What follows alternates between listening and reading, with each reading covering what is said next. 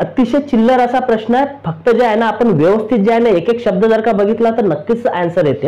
आता पहिलं वाक्य ए काय म्हटलेलं आहे बघा, एवढी स्टुडंट। आता हे जे स्टुडंट आहे ना हे काय नाउन आणि नामाच्या आधी हा एवढी आलेला आहे, म्हणजे याला आपण काय म्हणायचं, पजेसिव्ह प्रोनाउन किंवा पजेसिव्ह ऍडजेक्टिव्ह म्हणायचं।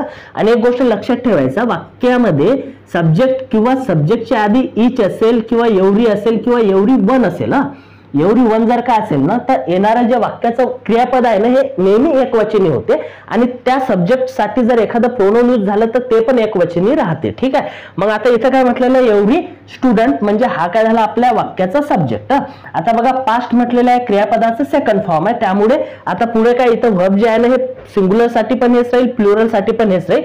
आता हे जे आहे ना एक्झामिनेशन, कोणाची एक्झाम म्हणजे परीक्षा होती या विद्यार्थ्यांची। मग आता इथं एवढी आणि इथं स्टुडंट आहे, सिंग्युलर पजेसिव्ह प्रोनाउन पाहिजे, म्हणजे पजेसिव्ह ऍडजेक्टिव्ह हे नाउन आहे, याला पजेस करणारं प्रोनाउन पाहिजे किंवा ऍडजेक्टिव्ह।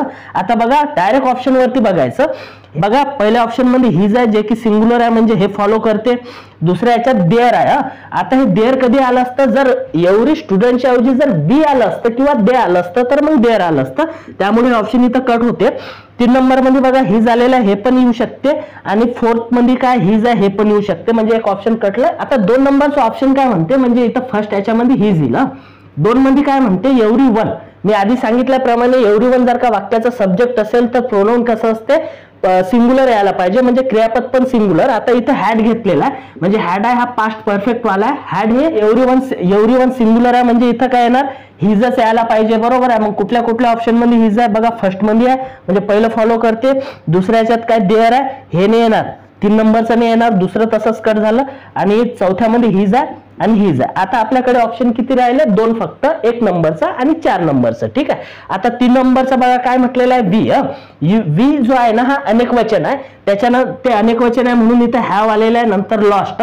आता या वी साठी जे आहे ना आपल्याला प्रोनाउन जे लागणार आहे ना ते अनेक वचनीच लागणार आहे, म्हणजे बघा फर्स्ट ऑप्शन मध्ये अवर आहे आणि 4th ऑप्शन मध्ये पण अवर आहे। पण इथे एक गोष्ट लक्षात घ्या बघा, जर युअर असेल, त्याच्यानंतर अवर असेल, त्याच्यानंतर हर असेल, त्याच्यानंतर देअर असेल, ह्यात पजेसिव्ह प्रोनाउन, त्याच्यानंतर बघा इकडे युअर्स आहे, हे युअर्स आहे, नंतर अवर्स आहे, त्याच्यानंतर हर्स आहे आणि नंतर आहे देअर्स।